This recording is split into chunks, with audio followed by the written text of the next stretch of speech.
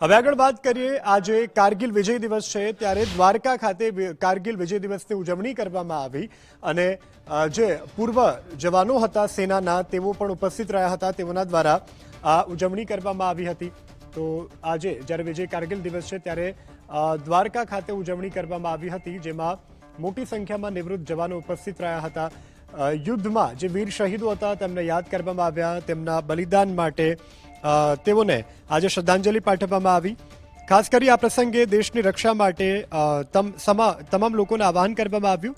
પૂર્વ સૈનિકો અને નગરજનો દ્વારા ગોમતીજીના નદીમાં પુષ્પ અર્પણ કરવામાં આવ્યા। કારગિલ વિજય દિવસના ઉપલક્ષમાં એક રેલીનું આયોજન કરવામાં આવ્યું હતું, જેમાં દ્વારકાધીશ માજી સૈનિક મંડળના પરિવારો તેમજ એનસીસી ગ્રુપના જવાનો ઉપસ્થિત રહ્યા હતા, તેમજ શહેરના તમામ સભ્યો ઉપસ્થિત રહ્યા હતા। દ્વારકાધીશ માજી સૈનિક મંડળ દ્વારા આજ કારગિલ વિજય દિવસ શહીદોને શ્રદ્ધાંજલિ આપવામાં આવી।